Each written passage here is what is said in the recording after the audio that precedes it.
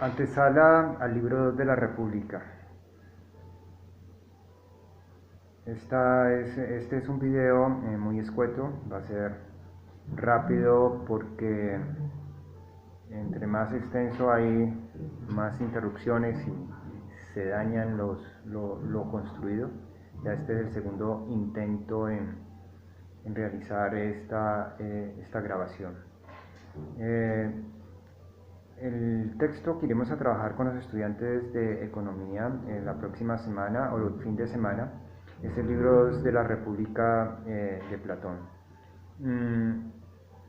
Esta charla está orientada para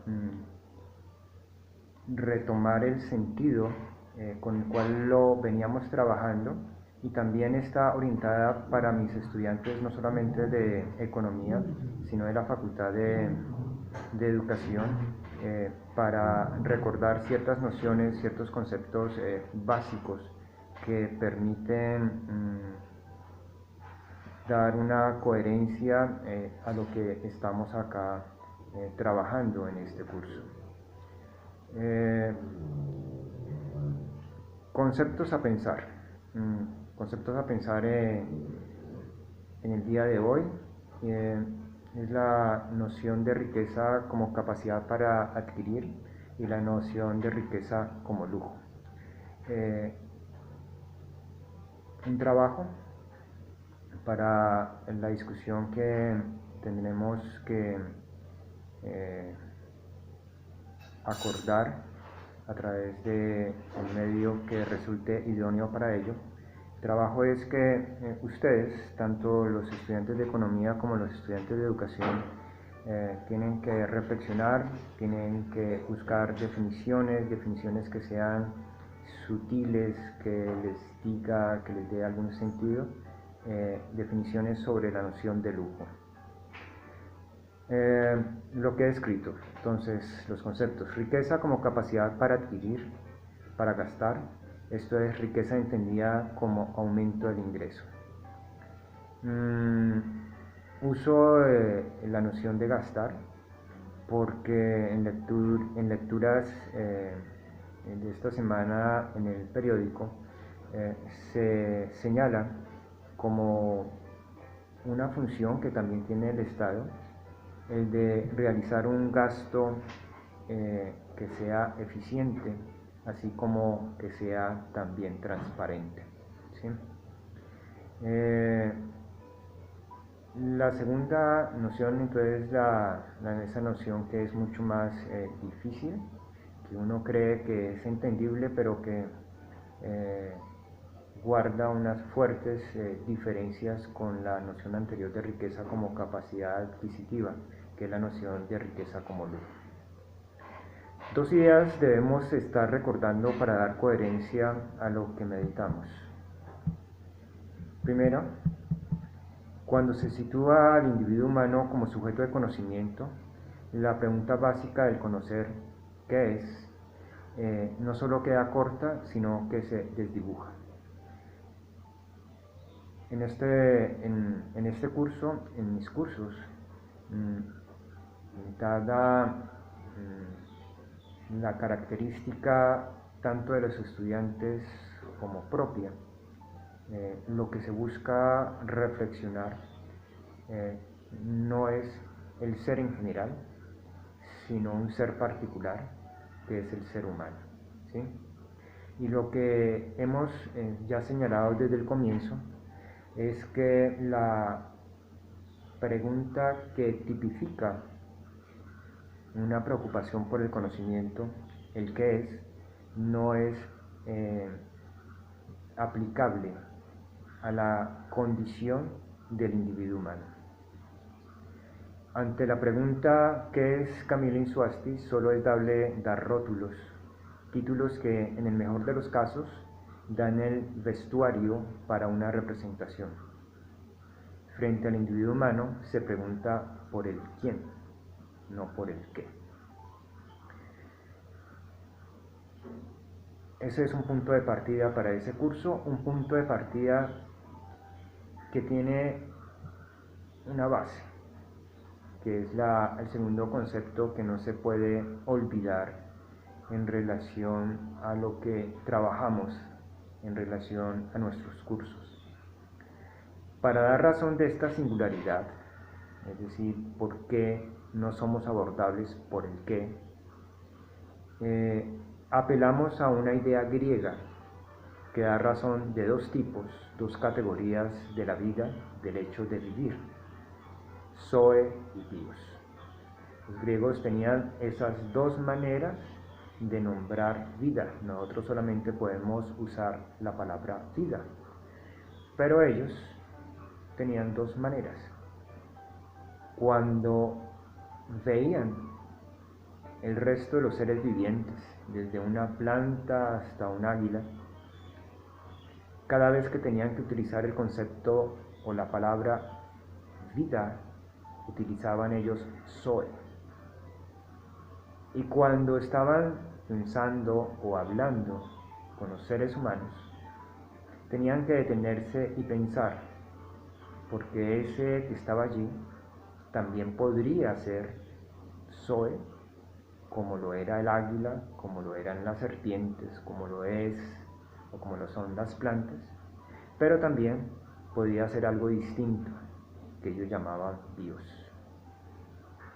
¿Qué anotamos como diferencia de esos dos? Entonces lo que dijimos es que la primera, zoe, es una vida en función de satisfacer necesidades, una vida que busca sobrevivir. Y la segunda, bios, una vida libre de necesidades. Entonces, criterio para distinguir las dos nociones de vida: como eje central, como eje cardinal, la noción de necesidad.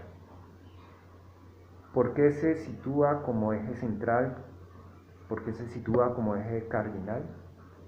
Porque lo vivo necesita satisfacer necesidades. Las rocas, los electrones, no lo requieren. Todo lo vivo, desde una ameba hasta el ser humano, requiere satisfacer necesidades, ¿sí? Ese es el hecho básico. Pero la diferencia que ellos encuentran, esos personajes que vivieron hace más de 2500 años, si es que no hacemos una extrapolación hacia los cantos que nos da Homero en la Odisea, que perfectamente pueden ser el siglo XV antes de Cristo,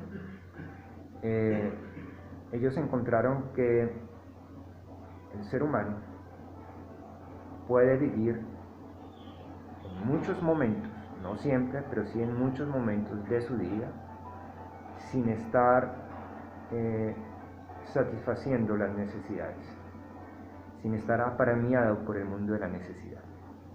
Y a esos seres, en esos momentos, los llamaron bios. Recalcamos la fuerza de tales conceptos al señalar que un animal no enjaulado, en medio de la inmensidad de la selva, no goza de la libertad que hemos mencionado. Allí, en la inmensidad de una selva, como en una jaula, sigue atado a la servidumbre de la necesidad. La reducción que hemos hecho conceptual en nuestra vida cotidiana del concepto de libertad, no solamente en nuestra vida cotidiana, también en un mundo intelectual, es que se asume la palabra libertad como libertad de movimiento, capacidad para hacer. Esa no es la noción que trabajan los griegos, no es la noción que estamos trabajando, y es una noción que, en miras al tema propuesto, el de pensar el lujo, no daría ninguna luz. En este caso sí lo da, y da luces no solamente en relación al tema del lujo, sino a muchos otros problemas que ha enfrentado el ser humano y que debemos enfrentar, ¿sí? Por eso es que lo he considerado pertinente para dar soporte a esa distinción que caracteriza la presentación de este curso sobre el conocimiento, y es que cuando se piensa lo humano hay que situarse en un universo, en una relación distinta a como lo podemos hacer frente a las demás cosas o seres que hacen parte del universo. Okay. Al abordar la República, postulamos como idea rectora, estoy hablando de la República de Platón, libro cuyos libro 1 y 2 de la República de Platón que deben leer mis estudiantes de economía. Al abordar la República postulamos como idea rectora y por lo tanto como tesis que la noción de la buena vida, la noción de la vida buena, era el eje cardinal de los diálogos y que todos los demás conceptos, verbigracia, riqueza, justicia, educación, gobierno, tomaban sentido al gravitar sobre ella. Bien, entonces, los griegos, que fueron tan filósofos, van armando muchísimos matices. Se vive, sí, pero solamente nosotros, los seres humanos, podemos tener una buena vida. El reto, el problema es ¿qué entendemos como una buena vida? Todos los demás seres vivientes simplemente se disponen a vivir, a sobrevivir. Nosotros hacemos un esguince y generamos un problema precisamente en ese acto tan simple, podría decir uno, de la vida, y es, uno podría decir, ¿y para qué vivir? ¿Cuál es el sentido de estar preocupado por tener que alimentarme? ¿Cuál es el sentido por tener que entrever una seguridad para mi alimento y mi resguardo durante cierto tiempo?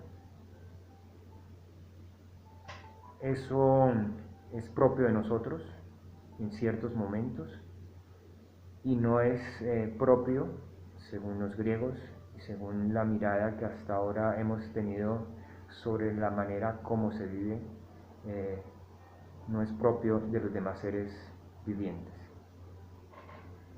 Destacamos, estoy hablando en nuestra lectura que proponemos sobre la República, que la preocupación por lo que ha de ser una vida buena es esencialmente humana. En relación a ello, la primera propuesta con la que nos enfrenta la República es que no se puede entender una buena vida sin riqueza, de modo concreto, sin capacidad adquisitiva. Okay. Entonces,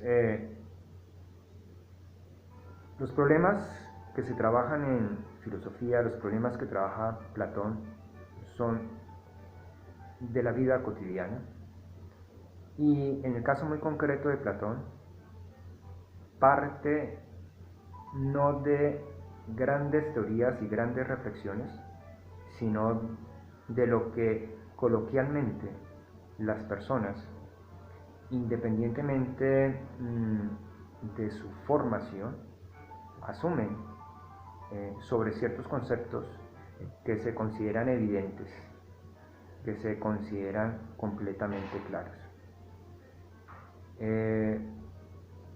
Tanto allá como acá, tanto hace 2500 años o hace 15.000 años, desde que apareció, desde que creamos la posibilidad de adquirir cosas a través de algo que se considera, por ejemplo, como el dinero,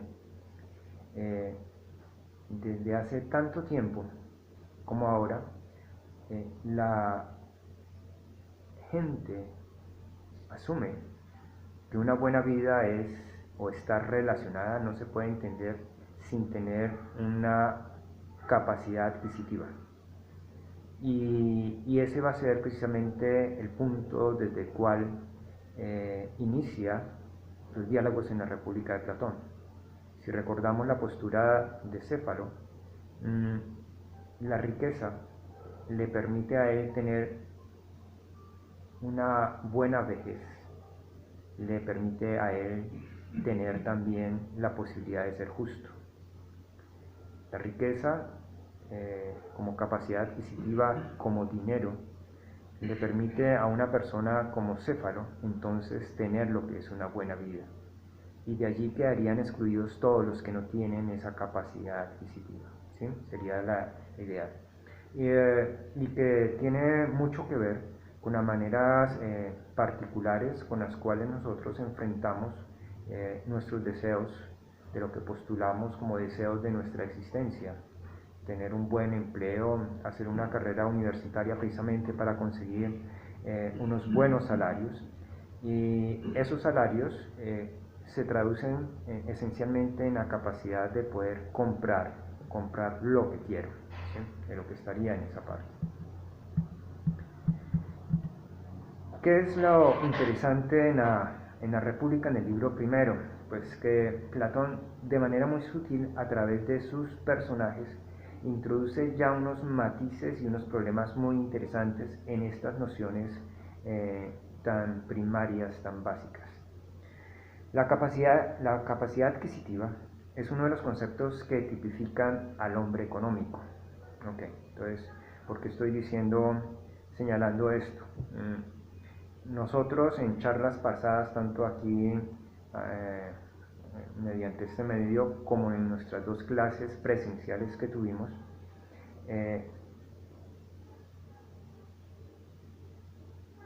caracterizamos la noción de economía como la noción que busca satisfacer necesidades, y la caracterizamos de esa manera para oponer el universo económico al universo político. El universo político es un universo típicamente humano, no hace parte de las demás asociaciones de los seres vivientes. Las hormigas, las abejas, forman sociedades, pero son sociedades netamente económicas para satisfacer las necesidades de la colmena. El ser humano forma sociedades económicas, pero no meramente se limita a ellas, también forma sociedades políticas. Esas sociedades políticas es lo que le permitió a los griegos llamar a sus ciudades, lo hemos dicho, polis. Polis, la ciudad, es un marco que permite durante ciertos momentos vivir al margen de la necesidad. Ese es el universo político, y por eso lo habíamos relacionado la economía con el concepto de necesidad. Acá lo que estoy haciendo es una tipificación al hombre económico. El hombre económico es un ser que, como los demás seres vivientes, satisface necesidades, pero cuando introduce maneras de relacionarse con el mundo, la capacidad adquisitiva, se genera un gran cambio que lo hace entrever muy rápido Platón en el libro primero. Es decir, cambia su manera de enfrentarse al tema de la necesidad. Lo que señalo es lo siguiente: entre el surgimiento de la idea de capacidad adquisitiva, la capacidad para comprar, el deseo de tener ingresos, y, esta es la parte interesante, el deseo de apropiación, casi no hay matices. Entonces, hay un universo que es el universo de la necesidad. El ser humano está en función de la necesidad y se convierte en ser económico, pero incluso como ser económico tiene diferencias frente a los demás seres vivientes cuando él en sus relaciones crea algo que no tienen los demás, que es capacidad de adquirir cosas. La capacidad de adquirir, y es lo que estoy aquí introduciendo como una conjetura a partir de la lectura también de Platón, conlleva a un deseo de apropiación, que es la parte, digamos, que muchas religiones, que demasiadas disposiciones espirituales ven como una deformación en el ser humano, ¿sí? Una deformación porque el deseo de apropiación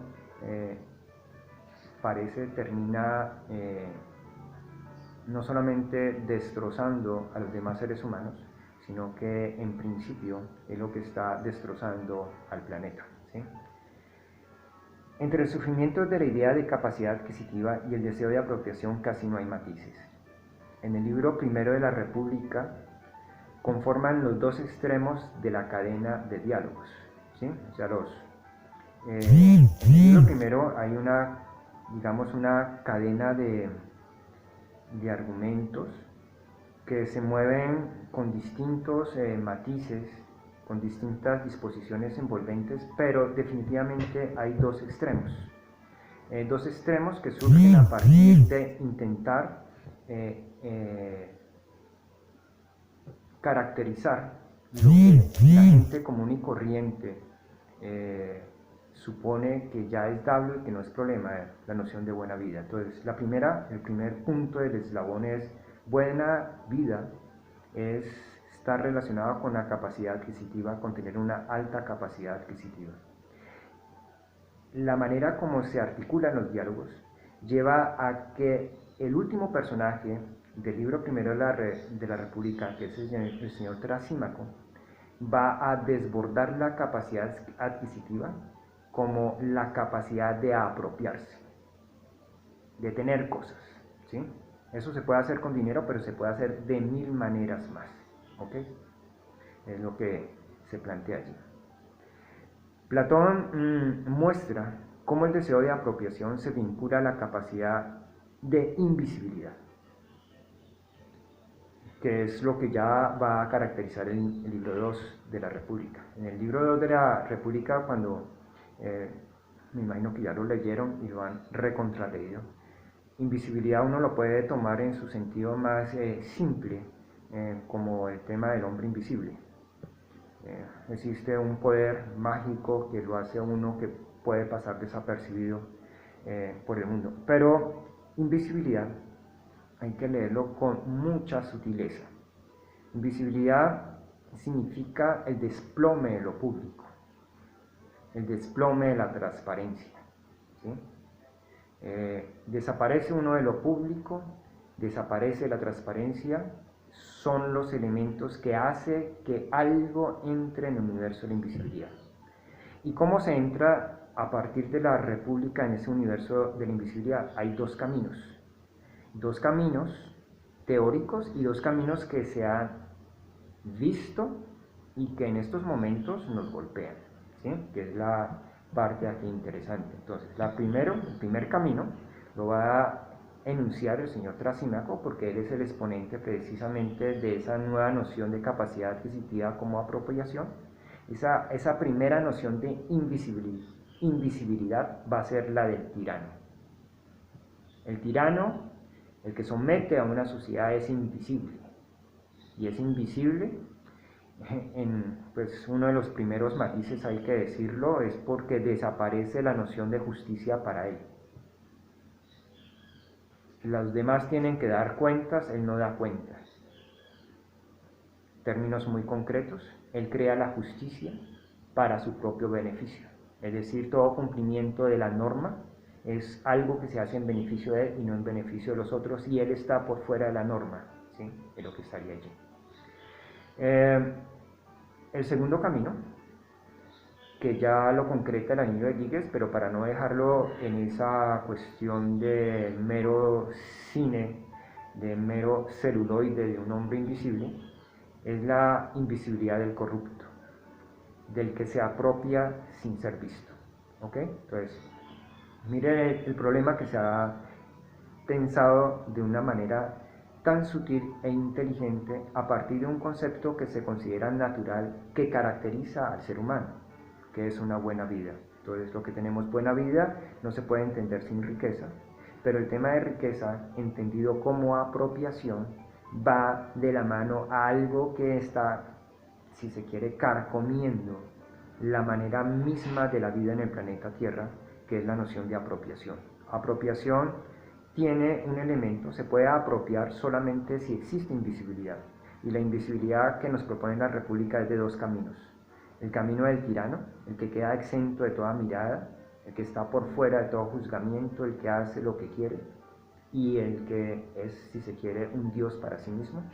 Y el segundo camino es el que se mueve al interior de las instituciones, el que se mueve a través de las normas, pero es capaz de hacer sin que los otros lo vean y dando una apariencia completamente distinta de lo que es, que en términos muy concretos es la corrupción, ¿sí? Bien, esos son los dos temas ahí planteados. Nosotros tenemos que meditar, y es el reto que tenemos sobre la noción de riqueza, que es muy importante, porque entreveo que la riqueza, bueno, no entreveo, ya tengo mis lecturas con mi querido David Hume, la riqueza no es meramente capacidad de apropiación, ¿sí? Entonces, ¿a qué vamos? Para ir concluyendo esta antesala al libro 2 de la República de Platón. Ahora bien, motivado con ciertas noticias interesantes que por estos días he leído en el periódico sobre el mínimo vital y por los avasallantes vaticinios del aumento de la pobreza mundial por causa de la contracción de la economía, me he puesto a depurar el concepto de lujo y he encontrado una, digamos, no correlación que me ha tenido dichoso, armando notas aquí y allá. Entonces la correlación es que entre la riqueza como aumento de ingresos, capacidad para gastar, capacidad para comprar, tener un mayor salario, y lujo como un modo, digamos, de relacionarse que implica un salto sobre la necesidad, un refinamiento del gusto y sobre todo el cultivar una idea de una vida cualificada. Uno de los hechos que allí he encontrado es que el aumento de ingresos no implica lujo. Por norma, el aumento de ingresos aumenta el consumo. Y es muy interesante, es decir, entre más se gana, más se gasta en cuestiones fundamentales de necesidad. Y ahora les voy a leer el periódico que me encantó, los apartes. Eso va a dar un concepto que es preocupante en el desarrollo, dígase, de los derechos económicos. Hay unos derechos que son civiles, hay unos derechos que son ecológicos y hay unos derechos que son económicos. Son como las grandes etapas que ha pasado el derecho. Una de las ideas que mueven a las sociedades es la noción del salario mínimo. El salario mínimo, uno podría decir, es lo que sería una de las lecturas desastrosas que he hecho, es lo mínimo que yo puedo darle a un trabajador para que trabaje durante cierto tiempo y no se muera de hambre. Okay. Pero en este contexto, el salario mínimo también puede ser entendido como lo mínimo necesario para que una persona pueda tener una vida humana. ¿Okay? Sí. Entonces hay intentos, el nuestro es muy precario, 800.000, pues es muy difícil, a no ser que sea una persona muy estoica, sin grandes responsabilidades. Pero la idea de tener bajo política de un Estado, de que sus conciudadanos tienen que tener este mínimo de pesos, de dólares, de dinero para poder enfrentar con dignidad su vida, es lo que mueve el salario mínimo. Pero aquí apareció una cuestión muy interesante, y es que como a mayor ingresos, la gente tiene mayores gastos necesarios. Entonces aparece un concepto que me llamó muchísimo, pero muchísimo la atención, que es la noción de mínimo vital costoso. Ya lo voy a leer para que ustedes lo tengan más claro en el contexto nuestro. Lo contrario, es decir, tener menos ingresos, no implica no tener lujo. El ejemplo más destacado que podemos tener en relación a la historia dígase, de la filosofía lo constituye Diógenes. Eh, Diógenes es un cínico, cínicos es perro. Eh, los griegos, muchos de ellos, en su versión estoica, es decir, personas que vivían con lo mínimo, decidieron vivir, tomar su casa como la ciudad, como un perro, como perros blancos, de ahí la palabra cínicos. Y cuando llegó un gran emperador a visitar a Diógenes, bueno, espero que sea él, si es otro, pues no importa el nombre, lo importante es la idea.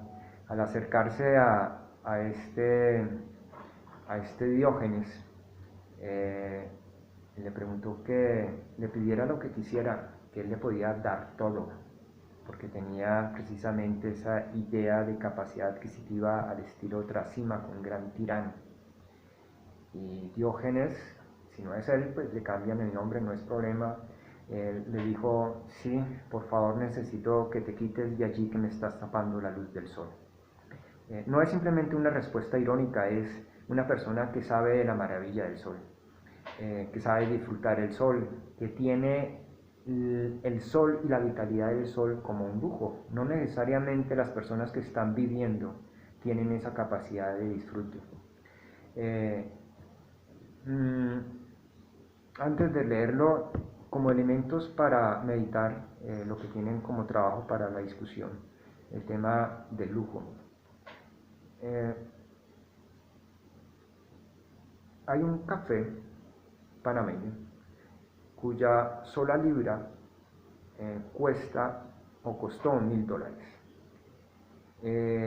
Tiene sabores particulares, sabores que agradan a un gusto refinado. Ahí hay lujo, podríamos decir sí, pero también uno no puede quitar esa idea de lujo con cierta idea de ostentación, es decir, no meramente es la capacidad de tener un gusto refinado, sino que lo disfruta solamente el que lo puede adquirir. Yo deseo tratar de hacer un quiebre entre esas dos cuestiones, porque no nos permite poder enfrentar nuestras circunstancias actuales en una perspectiva mucho más vigorizante. ¿En qué sentido? Yo propongo que también hay lujo cuando al disfrutar un café sello rojo, que es de lo más común que podemos encontrar aquí en Colombia, hay lujo cuando yo degusto su sabor, sé lo precario que es, pero además de eso puedo abrir un espacio en el cual me encuentro como ser humano, ¿sí? Eso da esa característica de lujo y no se asocia necesariamente a ese tema de exclusividad que tiene la capacidad adquisitiva. El lujo no es meramente capacidad de exclusividad. De hecho, si tomamos lujo como capacidad de exclusividad, nos vamos a dar cuenta de lo precario que conduce a la noción misma y a los seres humanos que caen en esa dinámica. El lujo implica un refinamiento y un esfuerzo. El lujo, diría simplemente como propuestas, como tentativas, es lo que rompe el ciclo cotidiano del estar en una constante satisfacción de necesidades. Yo puedo todas las mañanas estar tomando café, pero el café se convierte en lujo cuando ese día se vuelve o ese instante es anormal a los otros por pequeñas particularidades. El gozar un periódico, el gozar un aroma, el gozar una presencia. ¿Okay? ¿Por qué está eso? Porque yo me he movido en la cultura del café. Otros lo podrán tener en otros aspectos. Ayer salí a correr muy tarde. Salí a correr sabiendo de antemano que iba a ser un entrenamiento extremadamente doloroso. Mm, porque tenía toda la carga del día, porque estaba con llenura y demás cosas. Corrí y corrí con sufrimiento, es decir, con demasiado malestar, tiempos muy malos, hice la distancia mínima que tocaba, me había fijado esta semana con el entrenador de correr entre 6 y 10 kilómetros. El tema del tapabocas lo complica aún más, no me quité las gafas y los lentes empañados. Pero allí había un ser que, si bien estaba sufriendo, era un ser que estaba ejerciendo el lujo. Este es otro elemento que hay que tener en cuenta, porque el lujo no implica tampoco esa idea, pienso, muy fácil del hedonismo, que es simplemente el placer. Para disfrutar algo en el lujo se requiere un cultivo, un trabajo, un esfuerzo. Y creo que esa es la parte más importante que debemos entrar. Entonces, para cerrarlo y que tenga algún contexto de nuestra realidad, ya en nuestro curso, pues no perder nuestras preocupaciones iniciales, porque si no será un desastre. Esto lo pasaré también a escrito en la plataforma para que lo puedan meditar. El tema sobre el lujo y el tema sobre la capacidad adquisitiva surgió, lo concretó una lectura del periódico del día martes sobre un artículo que se titula La pelea judicial de funcionarios contra el impuesto solidario. El gobierno nacional, para enfrentar el tema de la pandemia, necesita recursos y tiene que sacar recursos de distintos lados.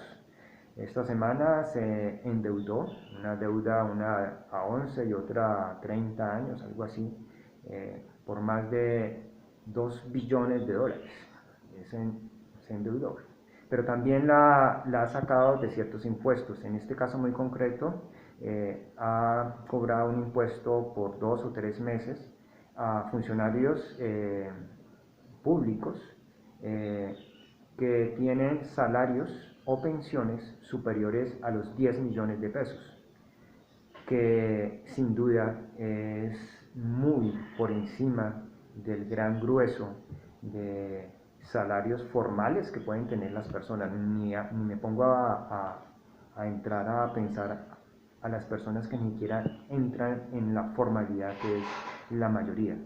Entonces, estas personas se vieron afectadas y, a pesar de la anormalidad de las circunstancias que estamos viviendo, muchos tutelaron. Y la tutela pues tiene varios argumentos, pero el que me llamó mucho la atención es el que les había señalado. Entonces lo cito de esta manera.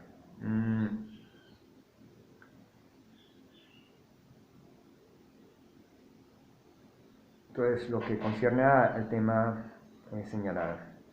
Invitan a la Corte, se está hablando de la Corte Constitucional, que es la que hace, sobre la cual hay que hacer el trámite de las tutelas. Invitan a la Corte a hacer una interpretación amplia del mínimo vital, afirmando que esa garantía no solo implica contar con un ingreso para poder tener las condiciones mínimas de vida digna, sino que también significa mantener el tipo de vida que alguien lleva, aun cuando sea costosa.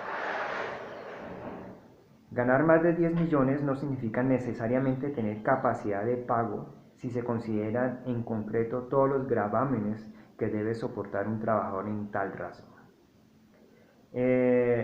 Aducían, ahora no lo veo en estos momentos, además, que así como ellos ganaban 10 millones de pesos o más, tenían que también pagar créditos, pagar educación, pagar una cantidad de cosas. Es decir, se tenía mucho dinero, pero se tenía muchísimas responsabilidades. Un dinero extremadamente alto no los hacía más libre de la necesidad que una persona que estuviera devengando el salario mínimo. Ambos se movían en el mismo horizonte. Única diferencia, bueno, pues diferencia, entonces digamos, el hijo de uno en la surcolombiana, el pobre, y el que tiene los 10 millones o demás en la Universidad de los Andes o en una universidad norteamericana o en cualquier otro lugar del país. Acá entonces se pagan 100.000, 200.000, que ya es un montonón en relación a lo que gana la familia, y el otro pagará 20.000, 30.000 millones por un semestre, ¿sí? En lo que está. Entonces, el tener más no significa que precisamente la persona pueda disfrutar las cosas que implican un desarrollo de la sensibilidad, esto es el lujo. ¿Por qué resulta muy importante que lo estemos meditando? Porque si bien es factible que estemos abocados a vivir unas épocas donde el ingreso se eh, depreciará y muchos ni siquiera lo tendrán, el lujo, pienso que sí depende de nosotros y que es una forma también de responder a estos momentos donde la condición humana por los problemas económicos puede quedar entredicho, ¿sí? Es decir, eh, podemos generar riqueza y esa riqueza es el lujo. Tal vez la riqueza que no se podrá generar durante cierto momento sea la riqueza adquisitiva. Esperemos que no sea tan grave. Pero si eso no es posible, sí podemos generar lujo. Y el lujo genera o tiene como consecuencias que implica una transformación de la manera como nos relacionamos entre nosotros y con el planeta. Bien, entonces terminamos. Para este fin de semana entró puntualmente al texto 2 de la República de Platón, y como primer tema para discutirlo es el tema de la noción de lujo. ¿Cómo lo entienden? ¿Qué definiciones han encontrado? ¿De qué autores? ¿Cuál es el marco? ¿Cómo lo manejan, sobre todo en la capacidad o en la capacidad de adquirir que tienen ingresos, que tienen los individuos o que tienen las sociedades? ¿Sí? Bien, es todo.